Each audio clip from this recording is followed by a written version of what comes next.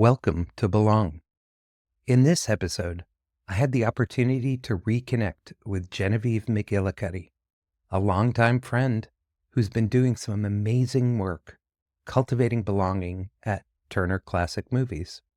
I hope you enjoyed this interview as much as I have. So, Genevieve, thank you for agreeing to do this. Thank you for I have inviting. Yeah, I have known you for, gosh, what, we met middle school, like junior high. junior high. Wow, it has been a while. I know. Um, I was super excited to catch up to you. Like when I started putting the whole concept of the podcast together and how we were going to look into belonging, like I wanted to look at it from a lot of different lenses. And you were one of the people like first on the list. I love what you've done. You've carved out a career that centers around your passion. And Very and I remember that passion from even way back then. yeah, you do. I do. I would love to start by talking about like kind of early experience at Turner. Mhm. You pretty early on started working with their community. Back then it was what, like Right. billboard, yeah, like a Word on a website. Yeah. yeah, an electronic billboard. Um, how did you guys start growing that? Like when you first joined, was that already there? Or No, no, it was not. So I started at TCM in 2004, and at that point, of course, no one was thinking about social media, and there were certainly message boards online, but our website didn't even have that at the time, as far as I recall.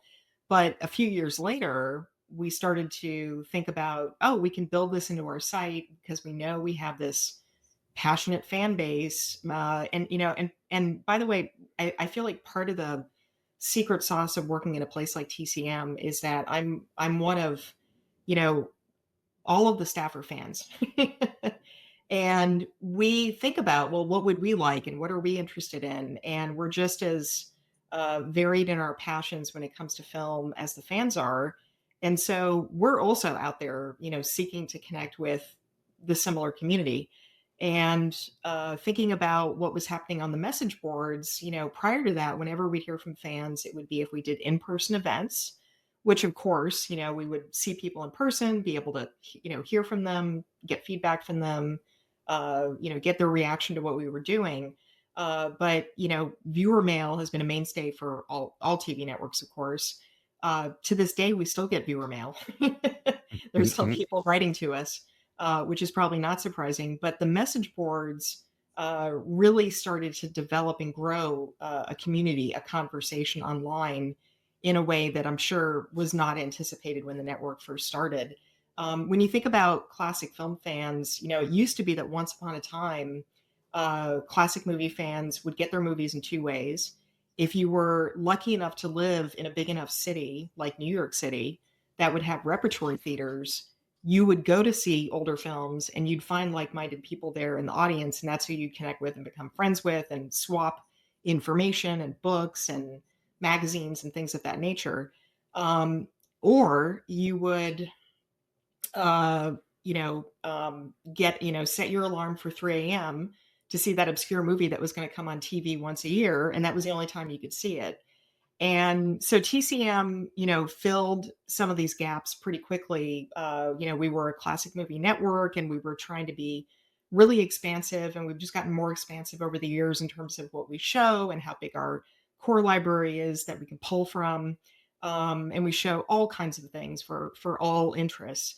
But but these were sort of like pockets of the community, and something like the message boards, really enabled people to go really down the rabbit hole in terms of what their passion was and find other people who were interested, or just get information and share, that passion with other people. And social media, of course, that's a really huge thing for TCM and has been since the launch of Facebook and other social media apps. In fact, to this day, there are super active Facebook groups that are just devoted to the events that we do. There's a going to the TCM Classic Film Festival page that has thousands of members, and it's become not only a place where people going to the event organize, share notes, tips, etc. But there are tons of people joining who say, "This is on my bucket list. I can't wait to go, and I want to join this group because one day I am going to go and I want to hear from all of you." So it is a way, that's of course what digital networking, what platforms do is they can connect all of these people across the world. I mean, like we definitely have an audience that goes beyond, our boundaries or the United States in terms of people who are passionate about this. And now they can find each other and talk and organize. And what's really fun to watch is that the outgrowth of the social media aspect, we know, which in part inspired doing something like the film festival. There are now people who've met at the festival or met through the Facebook page who now get together in person, even in different cities that they live in. Regularly you'll see someone post, "Hey, so and so, I'm headed to Detroit next week. Maybe we can meet up for coffee." Things of that nature. So we've really built on, I think, the success of that digital community coming together and manifested it in person at the events that we do. Which I find fascinating, especially since, we say classic movies, but that could cover so many different genre of movies. Exactly. Exactly. That is actually probably the number one question that anyone at TCM gets. If we're at a cocktail party, if we're, meeting someone new for the first time and they find out, "Oh, you work for TCM." The question is, how do you define a classic film? And the answer is we don't, because everyone has their own definition of classic film and they're all right. For some people, classic films might be John Hughes in the 1980s, like that, those are the classic films for them. There are other people who have kind of decided, well, the golden era of Hollywood, that's really classic cinema. So Right. I think that cuts off around 1965 or 1970 or whatever year they pick. And there are some people who love the fact that, we're probably one of the only places, if not the only place at this point, that actually airs lots of black and white movies, that airs silent movies. So, we are very careful not to put parameters around it because there's no wrong definition. And by the way, we've shown John Hughes movies on the network. Like it's Right. nice or surprised to hear, oh, or like you showed a movie from 1995. Well, yes, because actually that was 30 years ago. Which makes us both feel great. So, Right, absolutely. yeah.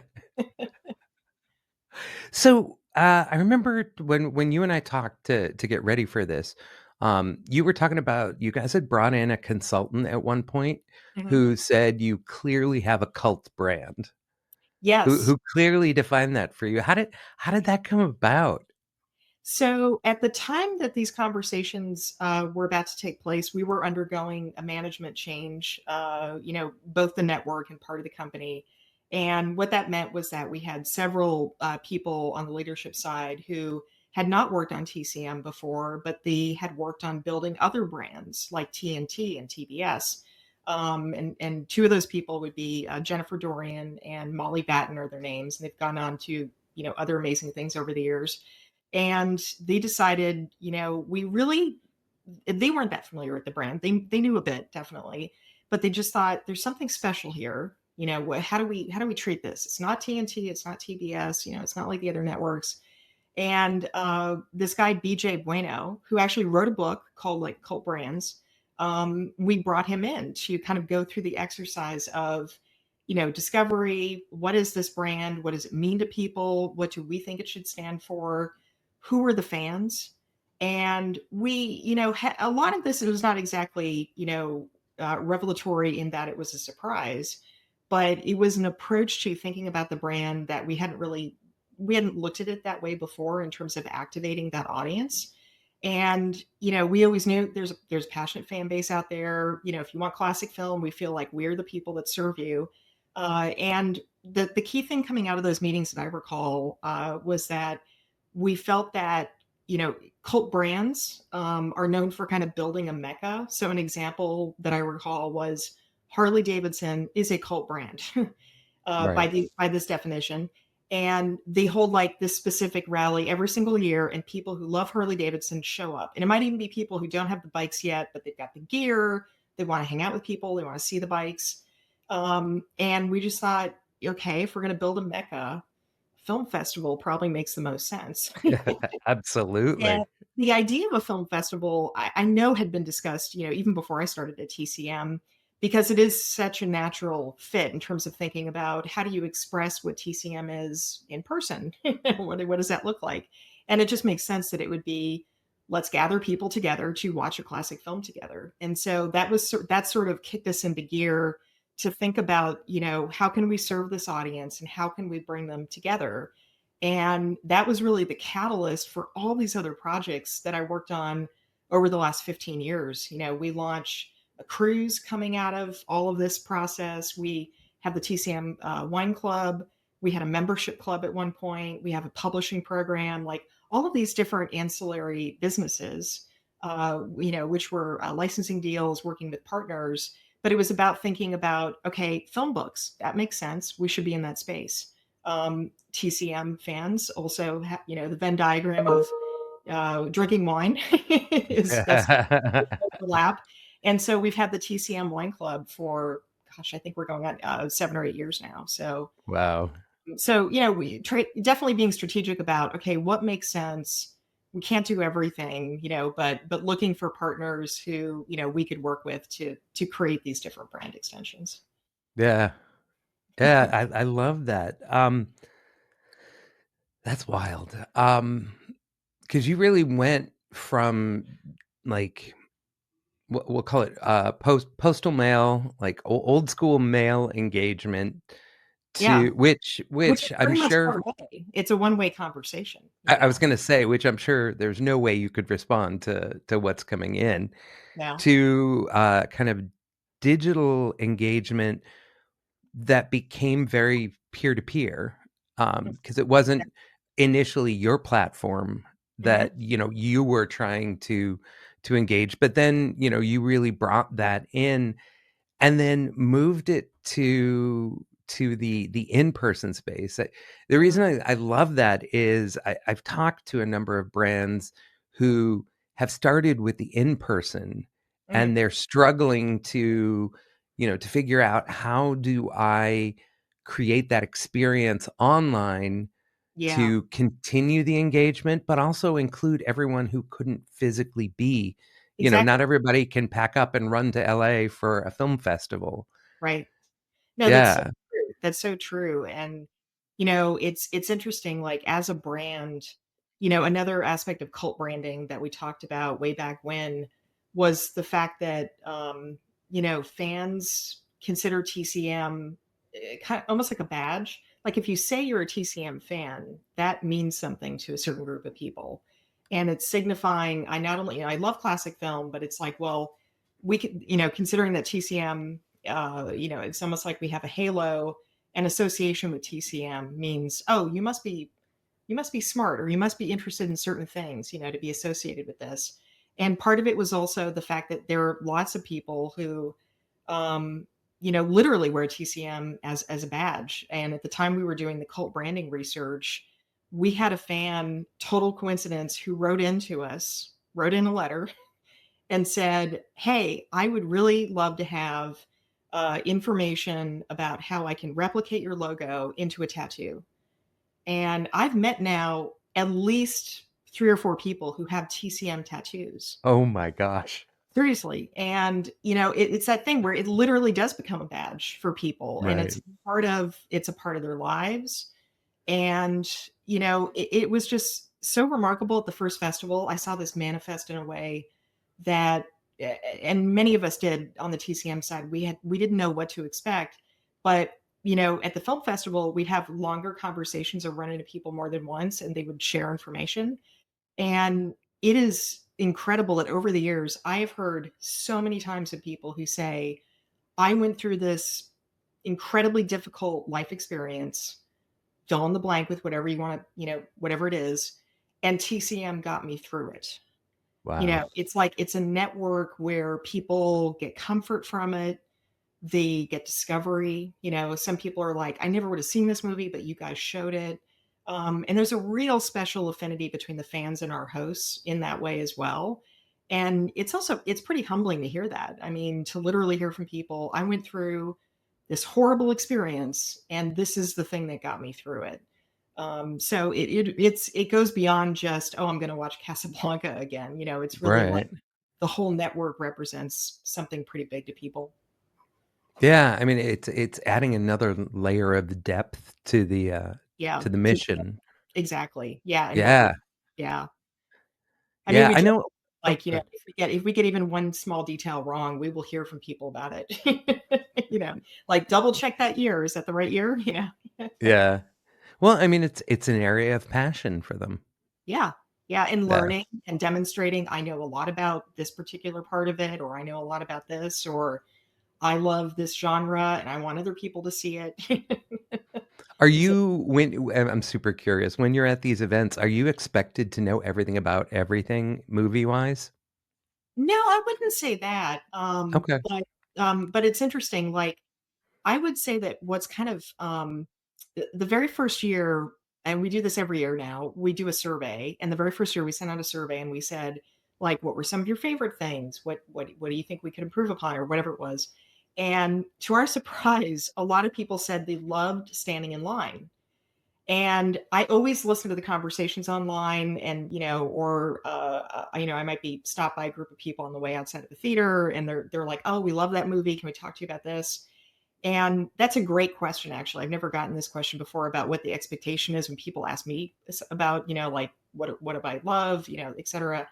But people have they seem to have a base level of knowledge at the festival, and it gets really esoteric, and there's no judging. Like, it's so interesting. It's a very welcoming group, but it's clear that there are so many different passions, amongst these different groups of people. Like, there might be someone who's literally like, that character actor from the 30s. I love them. You're showing a movie with them. I can't believe it. And maybe the other three people haven't even heard of that person. And Right. yet what I found with all these groups is that they're just eager to hear more. And if someone says, like, well, I haven't seen that movie, there's none of the, oh my god, I can't believe you haven't seen that, what are you thinking? It's a Right. very welcoming bunch, and they just want to have the conversation. Oh, that is so awesome. Yeah. I love the fact that you guys survey. I mean, I think too many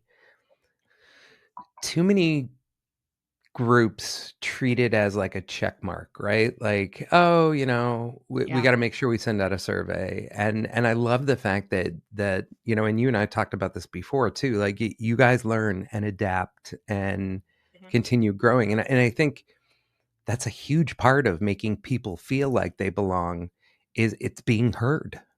I couldn't agree with you more, and I really, my hat is off to all of my fellow colleagues at TCM, because to a person, we've all been in situations where we're at a live event, we're talking with fans, maybe it's one-on-one, and you wouldn't believe how above and beyond the staff go to definitely listen to people.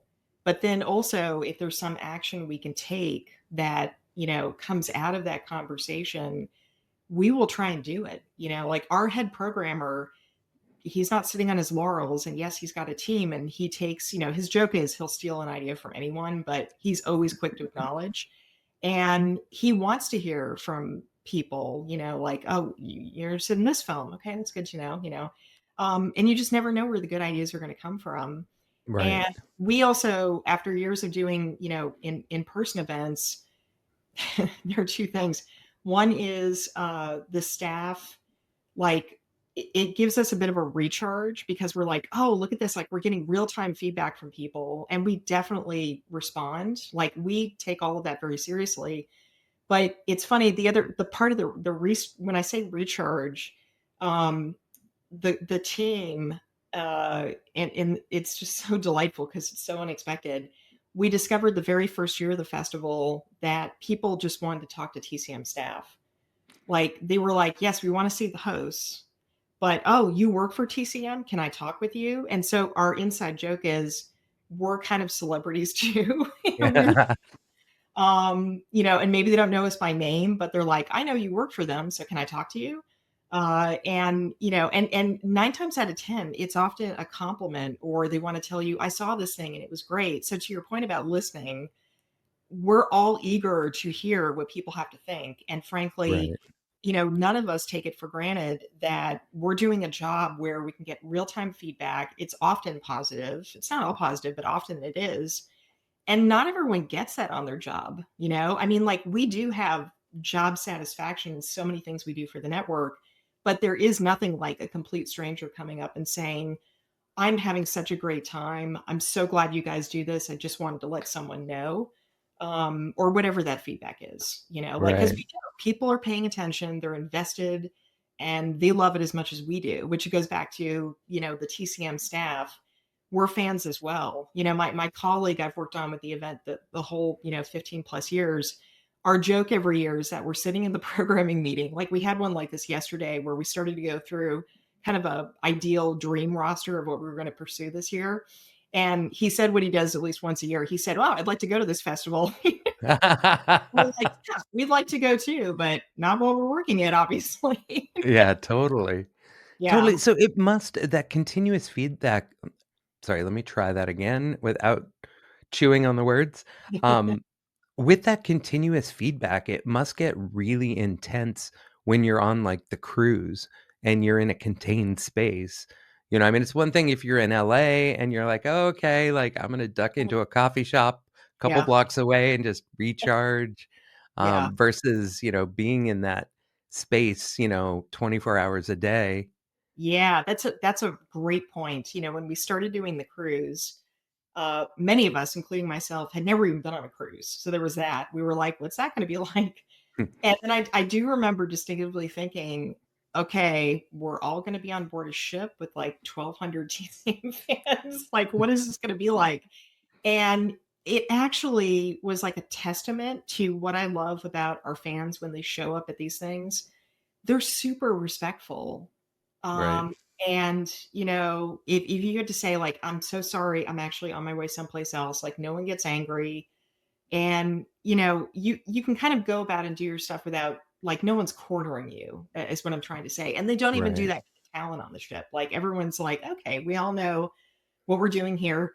And when there's a moment, I'll get to do this, but I'm not gonna track people down." And it's like that at the festival for the most part too. But yeah, I can tell you that, the festival has longer hours and more people working at it. And just speaking for myself here, it's, I'm I mean, you knew me when I was definitely not a person who would get up in front of literally 900 people and talk. right, And there's still like one moment at every festival where I think, this is what I do for a job. Like, I literally go out on a stage and get in front of a microphone and talk to 900 people for 5 minutes. And obviously at this point, I'm totally comfortable with that now. Like, I've figured it out. right, But the idea, like, it's not easy working an event where for 4 days you're working 16, 17-hour days. You're not eating regularly. And I love my role and I wouldn't trade it for anything, but I feel like I'm one of the hosts at the event, obviously. Like, I'm in the green room, and like every hour I'm talking to new people and seeing people and also troubleshooting behind the scenes.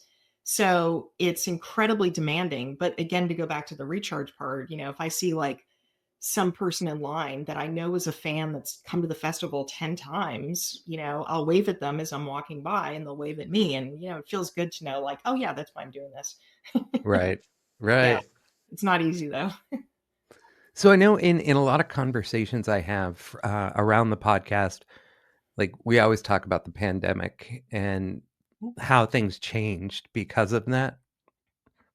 I'm assuming pandemic hits, no more in person, no more cruises. Hmm. Did you guys emphasize more online engagement or, just kind of everything ran as is? Um, We made a few adjustments. And, I mean, that whole era is just such a weird outlier. Thank God. right, Like, we're right, not seeing it anymore. But I totally remember with the roller coaster feeling, especially as someone who led a team that depended on, like, we do these events, right? And then it pivoted very quickly to all virtual. And we started looking at what other people were doing. And of course, at one point it was month to month, because our festival was supposed to be in April of that year and we canceled it 5 weeks out. That's one of the hardest things I've ever had to do. It was just devastating. But South by Southwest had just canceled. And we knew, Yep. we were like, this is not going to happen. So our general manager, Pola at the time, we made the decision to cancel, and within 2 hours, she had, checked in with our head of programming and said, "Can you create a festival for on air? Make it the same dates as what we were going to do, Yep. but let's create something." I mean, like, this was an amazing effort because you do need advance time to get something on air. You can do it pretty close to the date, but if you're really trying to curate something, it's not that easy, and they did a great job. I mean, they really tried to think about, okay, what do we already have banked? Maybe there are certain things we can record. And at that point, we, like everyone else, our hosts were having to adjust to virtual recording at home. But we managed to basically pull off, several days of what felt like, this is for the fans. Like, we're going to bring the festival to everyone at home, because that's what a lot of brands were doing. Of course, they were like, how do we give Yeah. something back to our audience that they were expecting? So that was a huge win. And then, of course, at that point in the spring, we thought, all right, well, we'll be back in 2021. And we went into that fall. And, the other day, I actually found one of the decks we put together where we went through all of this research that we had done on who had canceled, who was doing hybrid, how that would work. We did like our own little crash course on what was happening that fall. And we knew we'd have to make a decision at a certain point. Are we going under contract with venues? Like, what are we going to do here? And we had to make the decision by, like, let's say October of 2020. And at Right. that point, we just thought it's not going to work. And at the same time, it was still relatively new. HBO Max streaming was a part of the company. And there was sort of a tray of classic films under the header TCM, but nothing special with it. And we decided, okay, we could make this a win by actually building out a festival experience that goes on the streaming service. Like, let's try that.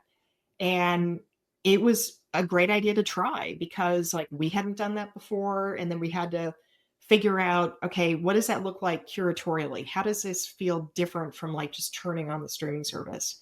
So we recorded brand new interviews. We did what we called an opening night with West Side Story, and we had recording with Rita Moreno and George Chakiris and Rest Hamblin. And I learned a lot about virtual recording through that process, which I was not in charge of. Our studio group did, and they had been doing it for months at that point. And I was just completely in awe of how difficult that is to do.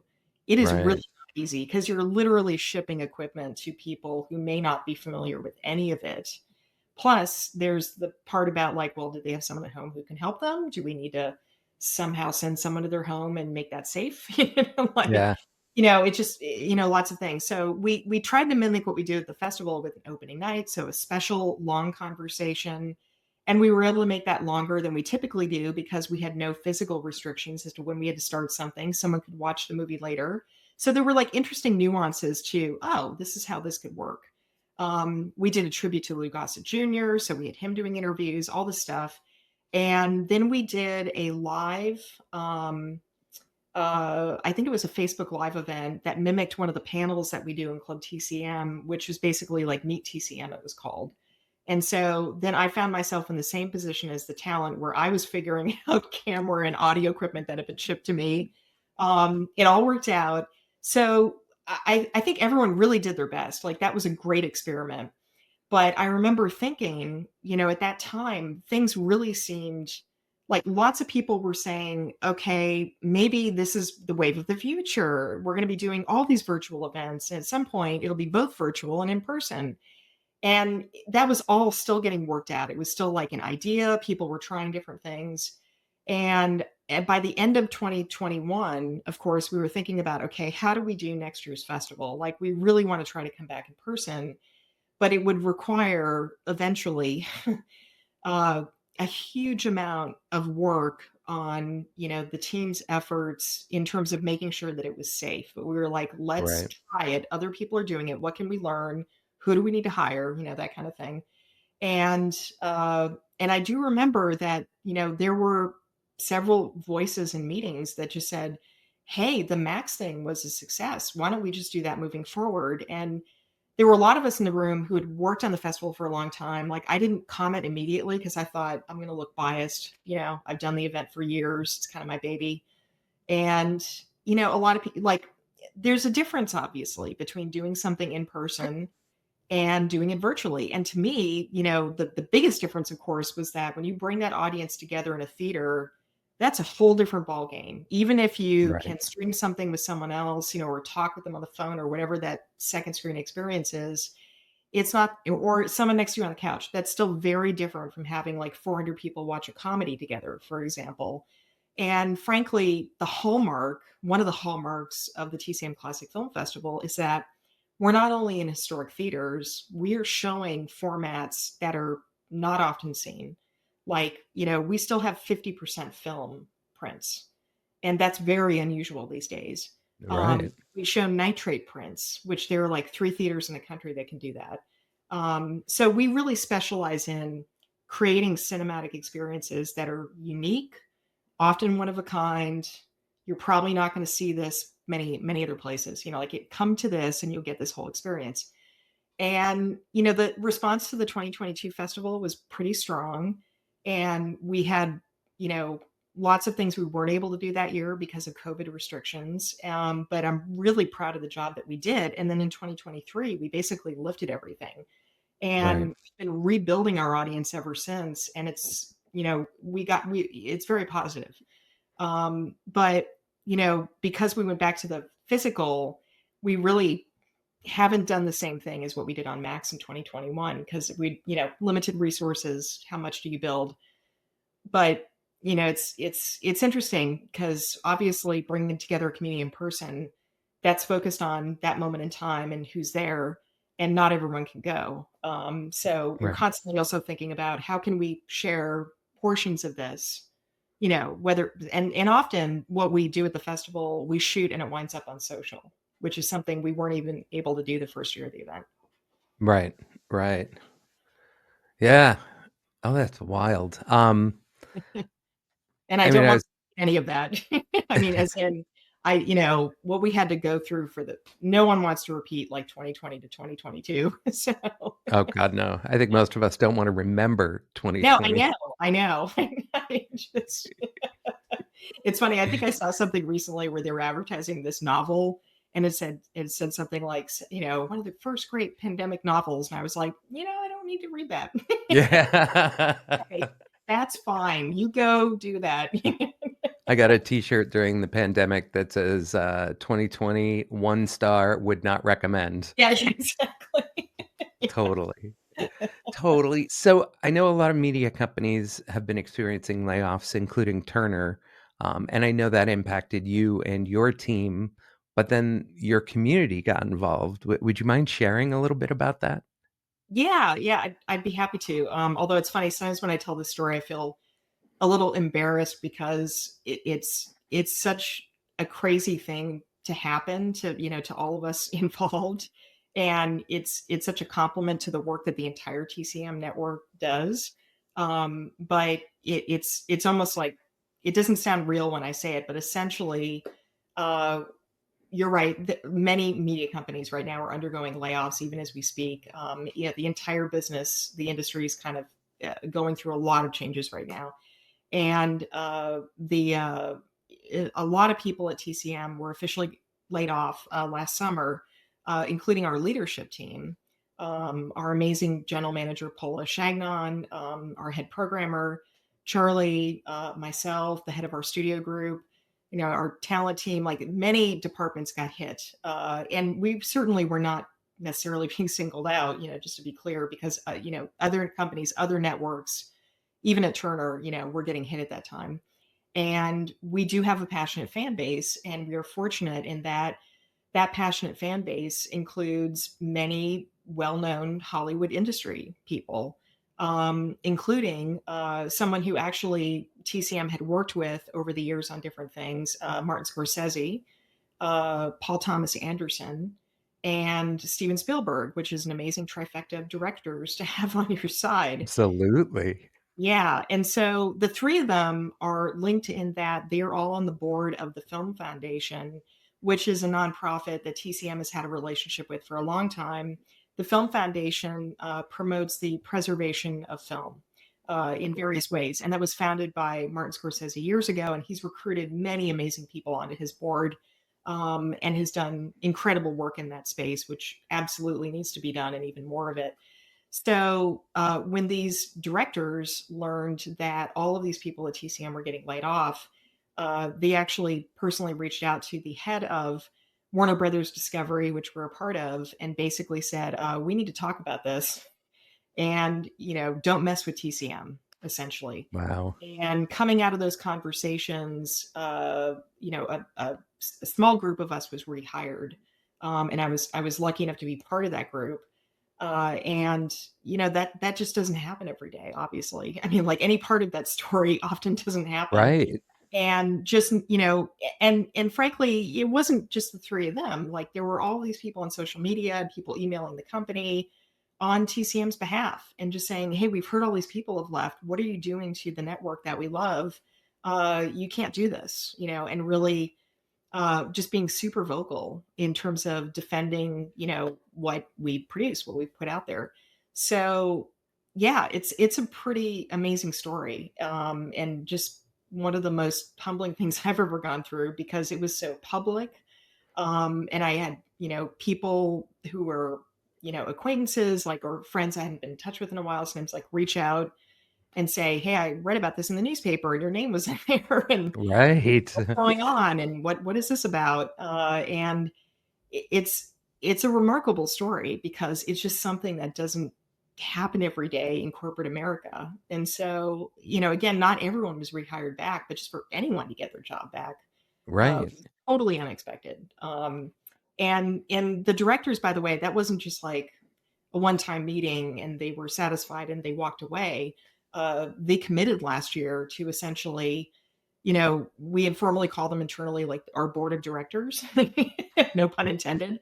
And they're consulting on programming on a regular basis. Like they're talking with Wow. our programmer and they support us in other ways too. I mean, we had Steven Spielberg back at the festival last year and he did a conversation for Close Encounters of the Third Kind. And he and the other 2 have publicly talked about how important TCM is to them. So it's an amazing endorsement, but it also is a great story to tell for all kinds of reasons, but not the least of which is that we clearly have fans in lots of different places. Uh, Right. and, these are fans who knew they could make a difference and they did. So, Yeah. Oh, that's phenomenal. Like, yeah, just that they felt passionate enough to step forward and yeah, say, "This needs to be changed." exactly. I mean, for them, we've heard them tell us over the years, we've heard different things from each of them about how they interact with the network. And with Steven Spielberg, the first thing we did with him was actually a screening of E.T. at the film festival. And he was backstage talking with our programmer, and he said, "I watch TCM almost every night, and I think about what films I would program." And of course, Wow. we were like, "Please come on the network." Like, you can do that. And that happened. He's been on the network several times since then. And the same with Scorsese. And clearly his passion for film preservation and classic film is just completely simpatico with what we do. He used to write an article that we published on our site. It was like a monthly thing for years, where he would pick a movie we were going to show and he'd write about it. And Paul Thomas Anderson, like many, I've heard this from many people, will have TCM on a TV in his house all day. Wow. So it kind of makes sense. These are directors who are clearly also students of film and they want to see it all, and we are a channel that shows nothing but commercial free films all the time. Yep. And so but yeah, it's fun to think about like the fact that they too get inspiration from the network. So, That's awesome. mhm. That's awesome. Alright, I know I'm gonna have to wrap up soon. I wanna keep asking you a ton of questions. I guess I'll wrap on the question, um you have such a passionate cult community. You've got cult brand, you've got, really passionate fans. You're back to in person. I know you talked a little bit about, trying to still provide something for the folks who can't physically join, Mhm. at the festivals or the cruises. Um, what else is in your mind for what's next, you know? Oh, that's a great question. Well, actually, I am had a busy week working on an event that we're putting the final touches on that will happen at the end of January, and it will be January 25th in New York City. And this is an idea that's been kicked around, not in recently, but years ago when we first launched the film festival. Lots of people would ask, do you think the festival might travel to different cities, or maybe you'd go to New York and do something on the East Coast? And all great questions, all natural questions. And of course, mounting a film festival is no small endeavor. And Right. there are really some places that work for it. And it's not the most feasible thing to move. But we were asked this year to consider, could you create something in New York City? And strategically, it made sense to connect it back to the film festival. And so we announced a couple of months ago a partnership with the 92NY. I don't know if you're familiar with them or not. I'm not. They're kind of a storied cultural institution in New York City that is also very much a community oriented space. They have education classes. They have several theaters. They've got workshop spaces. They offer art classes, all kinds of things. But they have a primary concert hall, which is also equipped to show film, essentially. And they've done lots of screenings there, but it's usually new films, that are there with the cast that's touring, that kind of thing, to promote it, or TV shows. And one of their programmers was at our film festival this past April, and she thought maybe there's some way we can bring the festival to the 92NY. And so we developed a partnership where we're essentially doing, for the first time ever, a mini pop-up film festival, TCM Oh, I Classic, love it. and it will be at the Y on one day. And it will be three events that are back to back, starting in the afternoon, going into the evening. And, they'll be very affordable tickets. And we've got amazing talent coming in. So this is the first time that we've tried to kind of take an idea of what the festival is, bottle it up into something, really concentrated, and give people a taste of the experience, and do it in New York City. So it's been an interesting thing to put together because the festival is so homegrown and so much a thing that we do, without partners per se. And it's been really great to figure out, like, okay, how do we bring what you have and what we have together and create something that really feels like the festival? And I think we're definitely going to achieve that. So that's really the new thing that we worked on of late. Yeah, that's awesome, and it brings that in-person experience Yeah, closer to another huge, it does. concentration of people, giving Exactly. more people an opportunity. Yeah, I love Yeah, and that. by working with them, they've got a huge mailing list, as you can imagine, and it's not just the Northeast, but we'll be able to target that corridor. And one of our events, we've never done this, we're gonna live stream. Oh, So, wow. Okay. home in Portland, and we're excited to try it. We've just never done that at the festival, and the 92NY does it all the time, and they have the equipment, and we just thought, "Why not?" Let's try it. Yeah, Yeah, and then anyone across the US and beyond, would be able to access it. right. Yeah. Oh, that's awesome. Ah, this is so cool. Genevieve, thank you so much for agreeing to do this. Oh, thank you. This has been so much fun to talk with you. I feel like we could definitely go for another hour, but this has been great. Yeah, totally. Totally.